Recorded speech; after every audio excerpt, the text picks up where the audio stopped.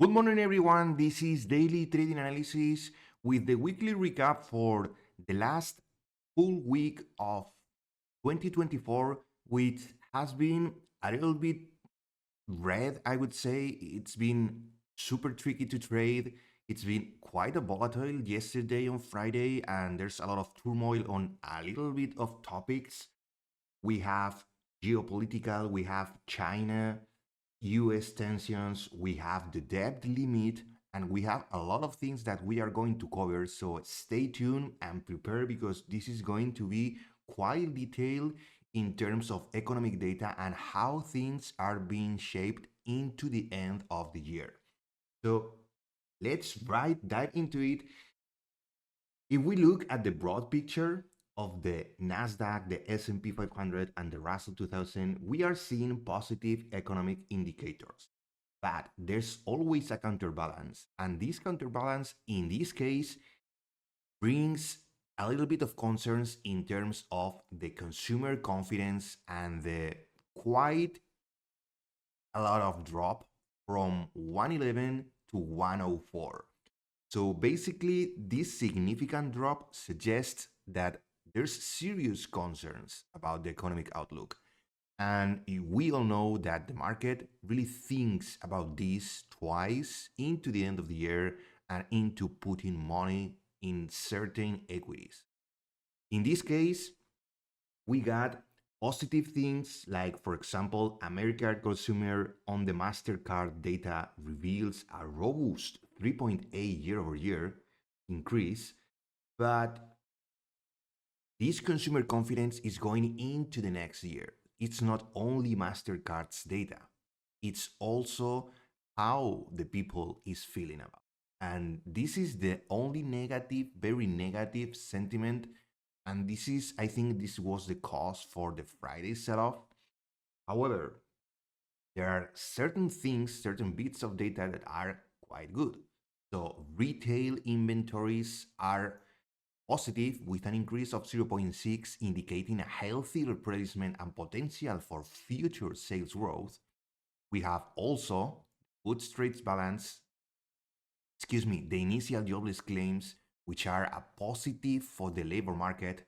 We have also new home sales in basically two things: the positive sales unit and the change month over month.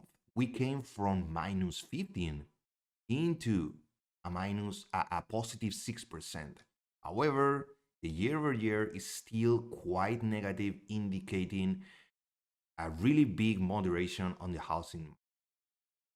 Another thing that is pointing towards good retail sales is basically the red book year over year that continues to surprise 5.9%, 6%, indicating that there's still consumer spending strength. But the confidence, it's what is lacking here. The confidence is it's what it's going to shape the next months. In terms of economic data, we have this, but there are two big topics that I would like to cover. The first thing, both are headwinds. The first thing is the concerns on the horizon for the US debt ceiling. The Treasury Secretary Yellen has indicated that the Treasury expects to reach the new limit between January 14th and January 23rd, at which point extraordinary measures will become necessary. So this is a little bit of, again, fear into the air, which basically this raises the investor and the trader potential fiscal uncertainty and the need for political action right now. Now, this is going to go through the Trump administration, and that is going to be quite bad because it's not only uncertainty right now, it's also going to be uncertainty on the Trump administration. That's one thing. And another one thing is the China US tension. The US trade probe into Chinese chips and China's subsequent retaliatory measures involving sanctions on UN military firms highlight the delicate and sometimes strained relation between the two economic giants. Basically, China's decision to impose sanctions on US military firms and executives is a direct response to the US arms sales to Taiwan. This was explicitly said by the China's foreign ministry that these were countermeasures over the US sanctions. So there's a Cold War going on, not only with China, also with Russia, also in that area of war.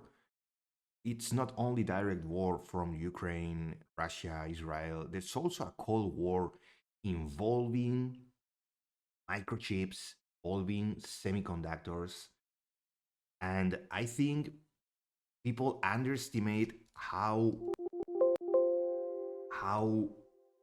bad can this be for the markets and for the technology sector.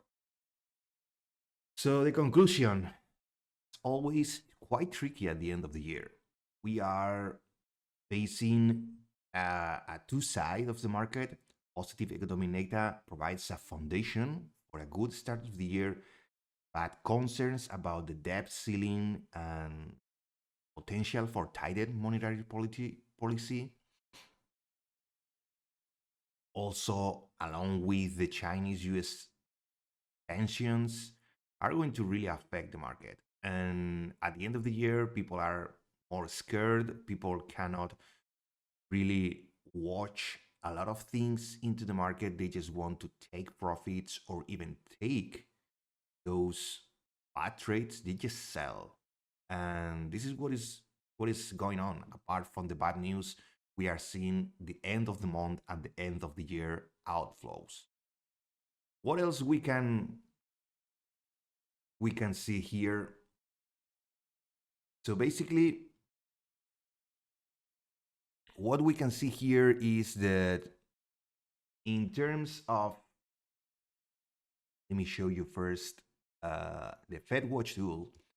As you can see, we are still pointing out towards no rate cuts until March 2025. And then only one cut throughout all 2025. So analysts are a little bit worried about how inflationary pressures are becoming super sticky in the economy.